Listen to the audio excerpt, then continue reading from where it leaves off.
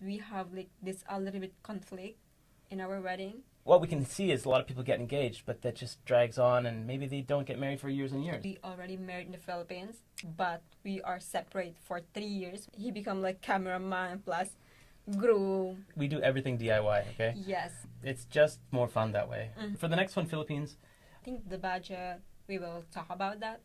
the budget for the wedding, I'll understand if that budget needs to be bigger. So we just need to work that into the plan. Yeah. I really think these are certain life experiences that you cannot really do over, and hopefully that's some inspiration for people out there with other foreigner type relationships. Like, guys, you may have been through a marriage already, but imagine it's your woman's her first time, only time. Seems amazing that we're doing another wedding plan.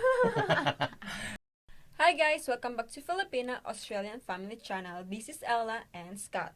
So for today's video, I am going to pick the topic from Filipina question bucket.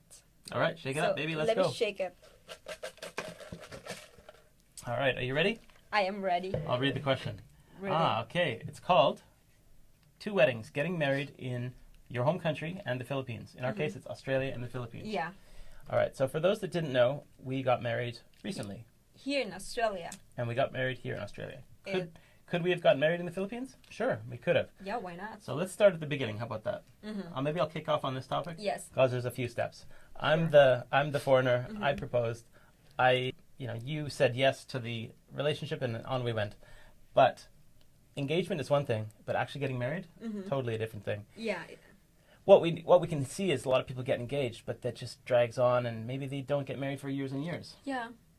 That's a topic too. But in this case, it's pretty much about we wanted to come together and spend time together. So logically, well, if you get married, you should just get married and then come to your home country, right?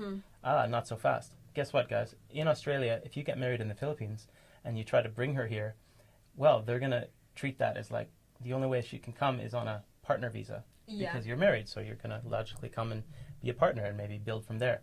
There's excessively long wait times. We're talking like up to 3 years or longer. Imagine like getting engaged in the romance period and then you get hit with this 3-year waiting period. I mean, like, even we already married in the Philippines. Right. Like, we're already husband and wife, but we are separate for 3 years, which is, that's so crazy. So both of us knew that was definitely not going to happen.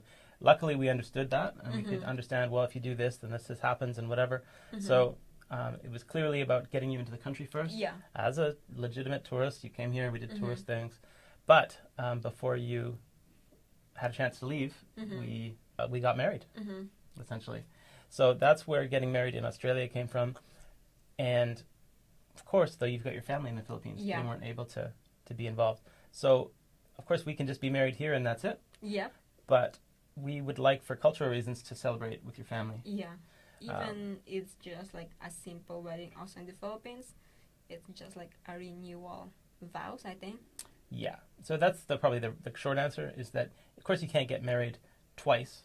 You're married, so therefore there is a step that we have to do in Australia, which is to register the marriage with the embassy. Yeah, with the embassy, the consulate there. So we've got to go up to Brisbane and whatever. We haven't done that yet, so we'll have to do that paperwork. Yeah. And that's good for me as the foreigner because I'll have some additional rights in the Philippines. Next time I go in, enter the Philippines with you, I'll be treated as like a husband, and I get a 13A visa, and I think that it's a spouse visa, so it means I can stay for unlimited as long as we're together. It's an interesting one. If anything goes wrong, then you're out of luck, and they pull the visa back. So, but assuming all goes well, then that's what we're looking at. Yeah. Now, can you, how do you do that in the Philippines? We don't know. We don't know. That's why we have to gather a lot of informations and listen to people's experience also. And we heard somebody in the comments that seemed to explain that that's what they did. Yeah. They had gotten married and then they had a second marriage. So I think it's really just, like you say, it's a renewal of vows. Yeah, I think so. For all intents and purposes, you hire the church, you get the family together, you have the meal, the celebration, the DJ, the MC, the big Filipino style. Yeah. It's just, and I think even the church would be, well, I guess it would be in a church, right? Yeah, it would be in church for sure. And then I think we can also get like a marriage certificate in Philippines. So it's going to be 2 certificate, but I'm not sure, maybe. Okay, I'm interested. Yeah, I mean, technically you're married, so perhaps that's the Philippine stamp saying, yes, we agree, or we understand that you're married, and it's registered in the system. So there is some levels of administration, but there's nothing wrong with that. I think it can help you, right, once you get these documents. Yeah, and I think the budget, we will talk about that. The budget for the wedding? Yeah, we don't. Of course, we don't really need to overspend because it's a renewal. Doesn't need to make it like bonga social. Okay, since we're on the topic, our first wedding, it was just as more or less as small as we could, right? We didn't want to. Well, it wasn't a civil, like paper only. Yeah. What did we decide to add to our wedding ceremony? Yeah. Like, what was a quick rundown? Things that we did for our first wedding. Occasion. The wedding celebrant, so someone that will legally marry you. Yeah. By the way, in Australia, it's 30 days minimum. You can't just get like shotgun wedding, propose, engage like that. You have to register the plan. Yeah. And then after 30 days, they can actually. So they can make their schedule. Yeah. And then also. But it's a legal requirement, so it's not only just a booking in advance, but they won't let you marry shorter than 30 days. And I think also all those stuff that we bought for our wedding, let's just say arbor, flowers, flags, and then foods, restaurant. Right. So this is different for everyone. Of course, we could have just done it on paper and just got the business done. But, guys, this is where it's up to you, really. For Ella, I wanted her to experience the walking in the aisle. Yeah, this is magic.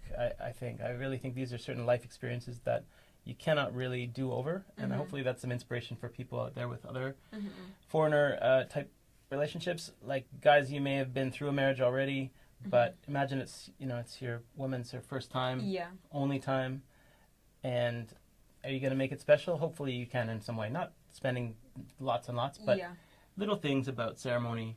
We wrote our own vows. Yeah.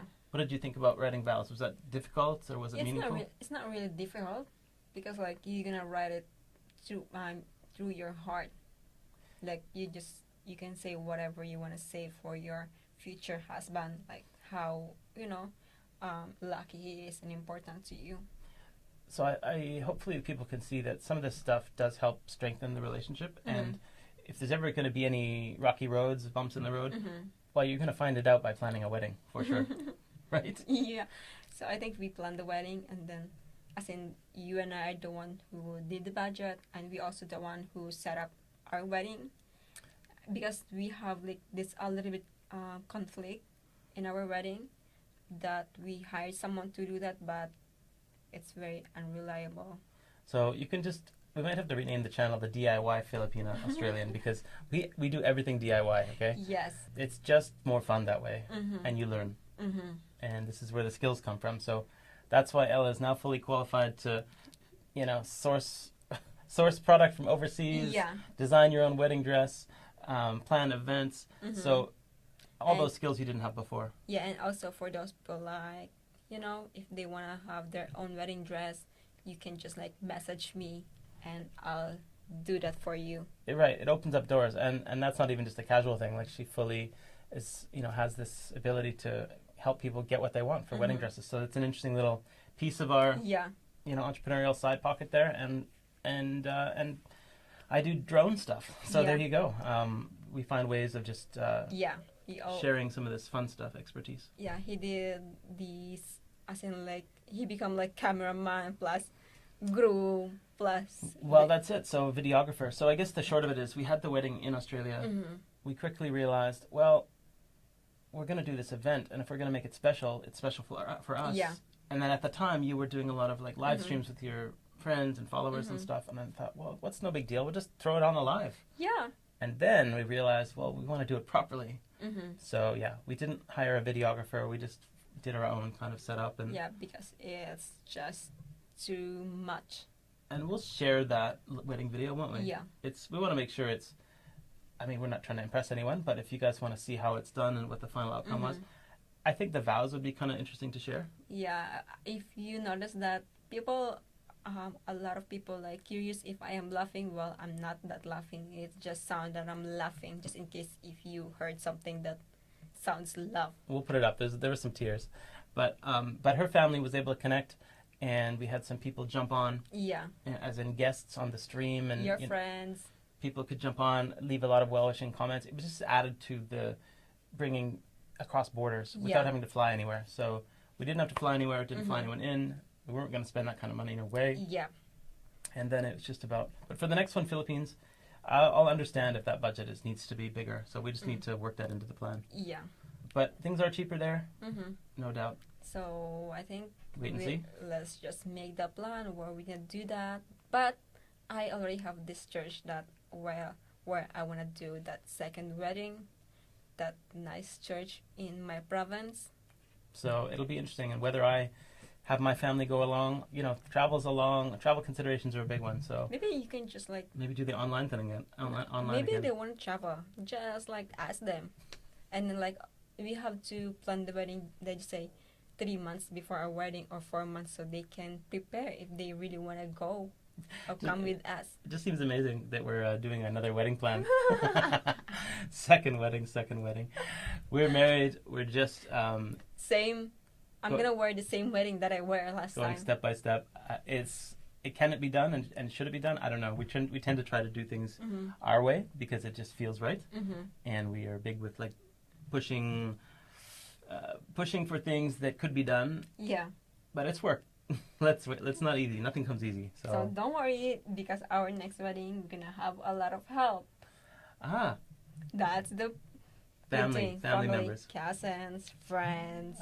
All right. So looking forward to that. Guys, I guess that's it for that topic. Yeah. Don't forget to subscribe, like, share for Ella. This is our little side project. We're going well. And then we're hoping to get 1,000 followers before this month, and for past to that, get monetized. Yeah, we've got to invest in the technology, get better better vlogging cameras out in the road. Especially if you have that small camera only, and you don't have to. I think you guys are done with my shaky iPhone coverage. Maybe something a bit smoother and some mics. So and also I am going to plan our little brands that I hope you guys support it. Yeah, she definitely makes shirts. So, guys, if you have any ideas about what you want to get for your printed line, we'll just play around and do some stuff on the side. Hi, guys. Thanks. See you in the next one. Bye.